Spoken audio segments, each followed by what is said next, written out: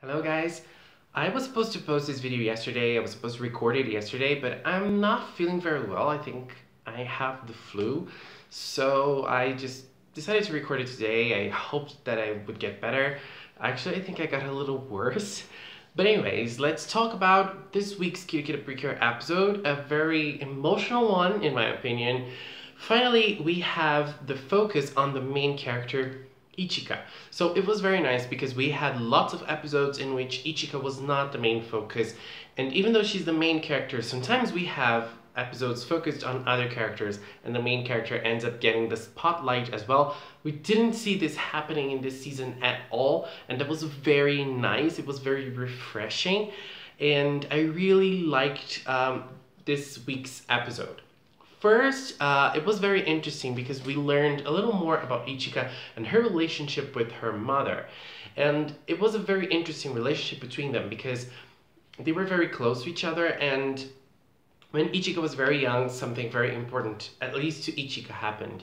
When Ichika was crying, her mother told her, if you cry, you will make people around you feel sad. And if you're happy, people around you will be happy as well. And that will make you happy. So, I mean, the message that it sent to Ichika is that she always has to have a smile on her face. And that's a very interesting thing because when we think about main characters in Mahou Shoujos in general, but especially in Precure, let's just focus on Precure. We always have very sunny personalities and very main characters that are always happy. They're usually always happy. They're very outgoing. We have some few exceptions with Tsubomi, and I think that Ichika is, at least she has a reason to act like that. It's not actually her, it's not like her natural persona. That's something that she built, that's something that she constructed, and she learned to be like that because that's something her mother taught her. And specifically speaking, I don't like that message, but I think that in the end, the message was another one. And let's just talk about that. So when Ichika's mother came back, she was so happy, she was so emotional to see her that she wanted to cry, but she didn't cry because of what she learned when she was a very young child. She didn't cry. She held back her tears. But by holding back her tears, she also held back her emotions. So she didn't really show emotions to her mother. And because of that, she wasn't able to build a nice cake for her mother. She wasn't able to create a nice time with her. She wasn't able to spend a nice time with her mother. And that was very sad to see because they barely see each other.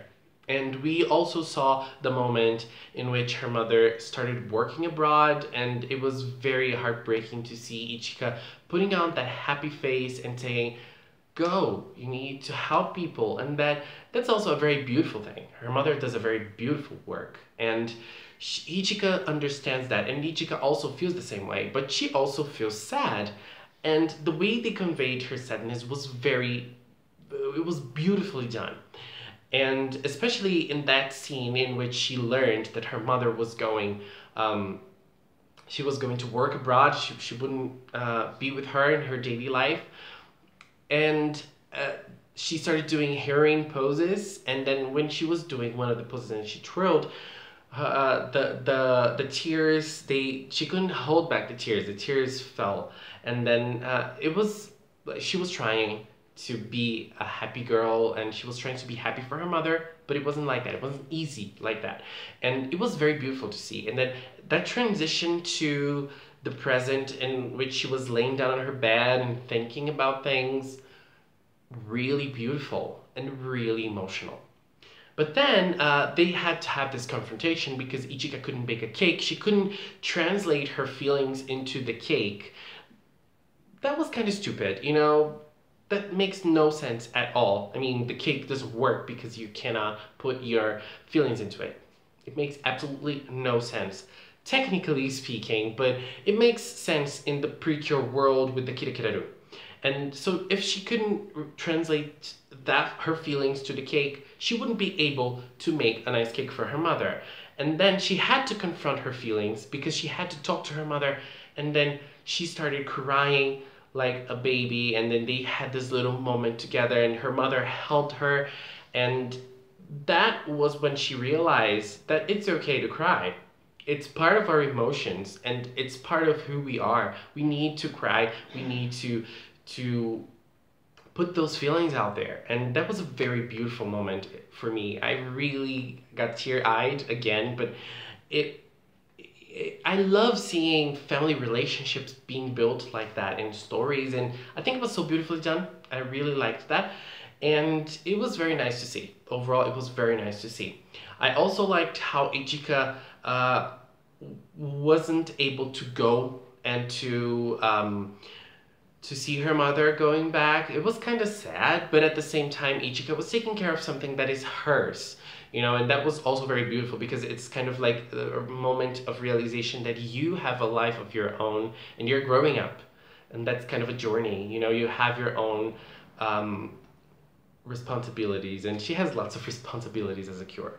Again, the villain in this episode was Grave, so when Grave is a villain, things get very boring in the villain side, but we didn't need the villain to take the center role so that the main character of the episode should grow.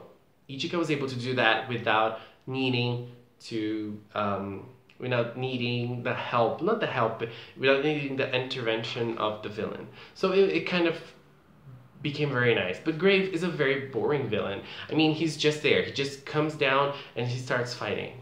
That's so boring. And I like his personality. I love his design, but his presentation on the series, his role on the series is... Oh my god, the battery ran out. Sorry. So we had a very small moment of Eliseo, and it ended up being way more interesting than the whole Grave role in this episode. It was very short, but it was very interesting because we need to know what Noir needs to do with the KIRAKIRA. And that's interesting because the villains don't know what he wants to do. And Eliseo is fighting for something that he doesn't even know, but it doesn't matter for him. And it also doesn't matter for Biburi as well. And it was very, very dark to see Biburi like that at the end of the episode. Next week, we're gonna have a very intense confrontation, and I'm very curious. But before talking about next week, a very nice scene was when Kirarin was, Xiao was in her Kirarin form, and then she just shined, and then she turned into Cure Parfait like that, just like that. It was so nice to see. And, you know, next week is gonna be a very intense episode for a myriad of reasons. First, they're gonna go back in time, they're gonna be legendary cures. I don't know if the translation was off, but at least in the preview we only saw one cure. I don't know if it's Cure Lumiere or Cure Sweets, or maybe one of them wasn't in the preview, but she's going to appear in the episode itself. I don't know. But the most interesting thing for me was that when they came back in time, Biburi went back with them. That was so bizarre. That was bizarre because I wasn't expecting to see Biburi involved in this discovery at all. I mean, Biburi is so focused on helping Noir, and she is so focused on giving him her love that I don't see her right now in the series being purified, or at least understanding the cures. But it might be a step closer for her to, in the future, understand more and maybe become a helper, maybe become good. I don't know. But I don't think it's going to happen now. So I'm very, very curious to see what she's going to do in the past, learning about the story of the cures, and maybe learning about the story of the villains. So next week is going to be packed with new stuff. So I'm very curious for that. Guys, I'm sorry for my voice, but I think that I made myself clear, at least what I thought watching the Ichika episode, which was very nice. So thank you so much for watching, and until next time, bye bye.